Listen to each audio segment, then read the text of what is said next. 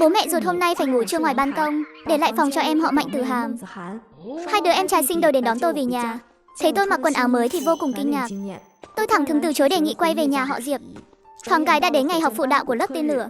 Giáo viên chủ nhiệm xếp tôi ngồi ở hàng cuối cùng, trở thành cái gai, đồng bàn với Thẩm Ngạn Lâm. Phùng Lâm Lâm đang cúi xuống thì thầm lo lắng cho tôi. Khi bị Thẩm Ngạn Lâm đột ngột ngắt lời, không khí trong lớp lập tức căng thẳng. Cậu là bạn cùng bàn mới của tôi à?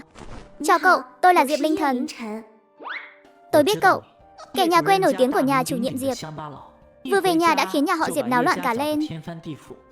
Giọng hắn không hề nhỏ, cả lớp đều nghe thấy. Nhao nhao quay lại, xem ra Mạnh Tử Hàm đang ngồi phía trước. Đương nhiên cũng nghe thấy lời Thẩm Ngạn Lâm nói. Trong lòng cô ta lại thầm thấy vui mừng. Thẩm Ngạn Lâm có phải vì thích mình nên mới cố ý làm Diệp Linh Thần xấu mặt, lần trước từ chối mình? Có lẽ chỉ là kẻ muốn bắt phải thả, hoặc là ngại ngùng do giữ thể diện. Mạnh Tử Hàm càng nghĩ càng thấy có khả năng, trong lòng không khỏi có chút kích động. Gia thế của Thẩm Ngạn Lâm còn tốt hơn cả Cố Nhất Phi. Nếu có thể ở bên hắn, dựa vào các mối quan hệ của hắn, chắc chắn sẽ tìm được một công việc tốt. Mạnh Tử Hàm ở phía trước đang mơ mộng hão huyền, trên mặt không tự chủ được mà lộ ra nụ cười ngọt ngào. Còn Diệp Linh Thần ở phía sau bị Thẩm Ngạn Lâm làm khó, lại không hề có chút bối rối nào. Công an Phùng Lâm Lâm đang định lên tiếng bênh vực mình, và đáp lại một cách không hề tự ti, kiêu ngạo. Hóa ra tôi nổi tiếng đến thế sao? Nhưng cậu nói sai một điểm rồi.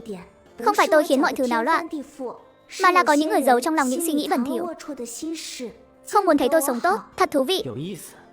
Ánh mắt của Thẩm Ngạn Lâm do dự qua lại giữa Diệp Linh Thần và Mạnh Tử Hàm, cuối cùng dừng lại trên người Mạnh Tử Hàm. Tôi còn tưởng rằng con gái nhà chủ nhiệm Diệp đều là loại người trước mặt thì khóc lóc, sau lưng thì giở trò mưu mẹo ích kỷ. Vừa dứt lời, trong lớp học lập tức vang lên những tiếng hít sâu, kinh ngạc. Mạnh Tử Hàm nghe những lời đánh giá không nể nang này, sắc mặt lập tức tái nhợt. Mạnh Tử Hàm quay người lại, ấm ức khóc lên. Thẩm Ngạn Lâm, cậu nói linh tinh gì vậy? Kể cậu ta chứ, đâu lo chuyện bao đồng. Cố Nhất Phi nổi trận lôi đình, siết chặt nắm đấm, định lao tới. Mạnh Tử Hàm sợ bố mẹ Cố Nhất Phi lại tính sổ chuyện này lên đầu mình, như vậy thì thiệt hại quá. Nhất Phi, thôi đi, tôi có mấy bài tập không biết làm, cậu có thể giúp tớ xem được không? Cố Nhất Phi lườm Thẩm Ngạn Lâm một cái thật sắc, sau đó mới miễn cưỡng ngồi xuống, bắt đầu giảng bài cho Mạnh Tử Hàm. Đúng lúc này, chuông vào lớp vang lên. Tiết này là tiết Anh văn, cũng là môn Diệp Linh Thần kém nhất. Sau khi giáo viên Anh văn phát đề, Diệp Linh Thần bắt đầu cắm cúi làm bài. Câu này cậu làm sai rồi, phải chọn đi. Diệp Linh Thần quay đầu lại thì thấy Thẩm Ngạn Lâm đang nhìn chằm chằm vào bài thi Anh văn của cô, xem rất nghiêm túc. Trong khi đó, bài thi Anh văn trước mặt cậu ta thì sạch trơn, không viết lấy một chữ. Câu này cũng sai rồi, phải chọn D. Với thành tích Anh văn như cậu, làm sao cậu thi vào lớp tên lửa được vậy? 15 câu trắc nghiệm mà sai hết 4 câu. Diệp Linh Thần hừ lạnh một tiếng, cầm tập bài tập của mình lên đọc. Chỉ cần cô không để ý đến cậu ta, Thẩm Ngạn Lâm sẽ tự thấy nhàm chán và trả lại bài thi cho cô.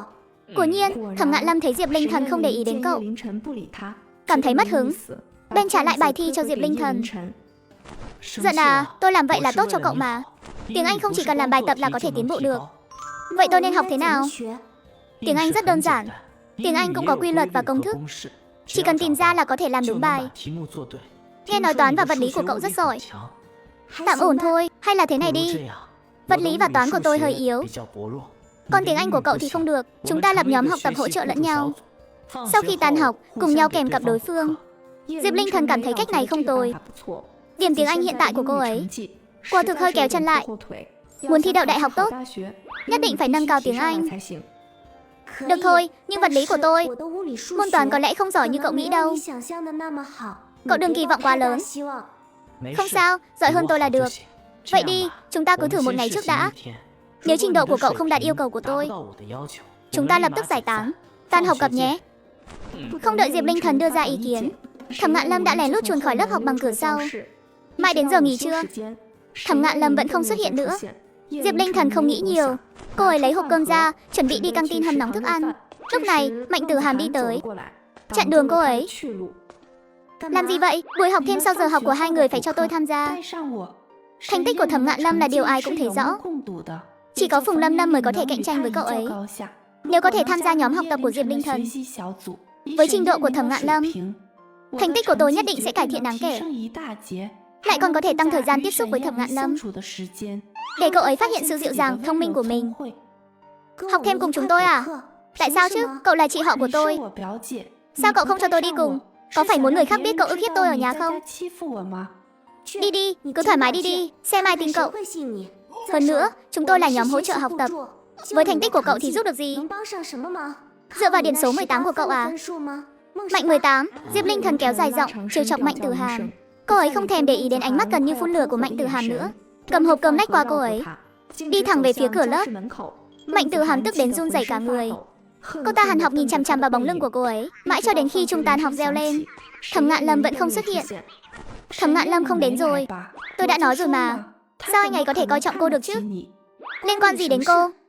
Đúng là không liên quan đến tôi. Tôi chỉ tốt bụng nhắc nhở cô thôi. Anh ấy chỉ đang đùa giỡn với cô thôi. Chỉ có loại người nhà quê, chưa thấy sự đời như cô, mới hăm hở sáp vào, coi chuyện này là thật. Thật là mất mặt quá đi thôi. Nếu không có suy nghĩ thấp kém thì ai lại làm chuyện không ra gì? Có gì đáng phải mất mặt chứ? Cô nói ai có suy nghĩ thấp kém cơ? Nói ai làm chuyện không ra gì? Ai có thì nói người đó. Cô đừng có tự nhận là mình. Mạnh Tử Hàm đành dậm chân một cái, tức tối trở về chỗ ngồi. Diệp Linh Thần vừa kéo khóa cặp sách xong, định rủ Phùng Lâm Lâm cùng rời khỏi lớp học, thì thấy Thẩm Ngạn Lâm đưa đôi chân dài sải bước từ cửa sau đi vào. Sao vậy? Học hành chăm chỉ quá nên không nỡ tan học à? Em tưởng anh không đến. Tôi giống loại người nuốt lời sao? Thẩm Ngạn Lâm, anh đừng bắt nạt Diệp Linh Thần. Mê mơn, không, anh ấy không bắt nạt mình. Chúng tôi đã hẹn cùng nhau học tập, lập thành nhóm học tập, tương hỗ bổ túc. Nhóm học tập sau giờ học. Ý kiến này không tồi, mình cũng muốn tham gia. Còn có Lâm Tiểu Quyên nữa, cậu ấy học hóa sinh rất tốt. Chúng ta có thể học chung. Đương nhiên là được. Tôi không có ý kiến. Vậy quyết định thế nhé.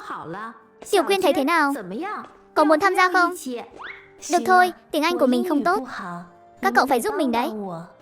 Được rồi, nhóm học tập 4 người chính thức thành lập. Sau khi các thành viên nhóm học tập được xác nhận, 4 người chụm đầu lại với nhau, xôn xao bàn bạc xem nên học ở đâu. Vậy thì đến nhà tôi đi. Tôi sống một mình, dù chỗ hơi nhỏ, nhưng sẽ không làm phiền người khác. Được đấy, tiện thể đến nhà cậu tham quan luôn. Tôi không có ý kiến. Rốt cuộc Thẩm Ngạn Lâm thích cái gì ở con nhà quê đó chứ? Tử Hàm, cậu sao thế? Sao lại không vui vậy? Chị mình lập nhóm học tập với người khác, không chịu cho mình vào. Cậu đâu phải không biết cô ta là một con bạch nhãn lang. Còn hơi đâu mà để ý đến cô ta. Mình cũng không muốn, nhưng cô chú mình đặc biệt nhớ chị ấy. Hy vọng chị ấy có thể quay về. Mình chỉ muốn tham gia nhóm của họ, nói chuyện với chị ấy nhiều hơn. Hóa ra hiểu lầm. Cậu đã cố hết sức là được rồi, đừng quá miễn cưỡng. Xem thử cô ta còn có thể tung tăng bên ngoài được bao lâu. Mạnh Tử Hàm mỉm cười dịu dàng. Cô ấy đã quyết định sẽ về tìm Mạnh Tuyết Vân để nghĩ cách. Diệp Linh Thần trở về nhà, ăn tối đơn giản rồi dọn dẹp phòng, di chuyển bàn học. Cô còn mượn hàng xóm 2 chiếc ghế. Đúng 7 giờ, Phùng Lâm Lâm, Lâm Tiểu Quyên và Thẩm Ngạn Lâm đã đến đúng giờ. Wow, phòng cậu trang trí đẹp quá. Không ngờ cậu sống một mình mà vẫn có thể trang trí căn nhà nhỏ ấm cúng thế này. Cũng ổn, chúng ta bàn bạc về kế hoạch học tập đi. Đúng rồi, phải có kế hoạch.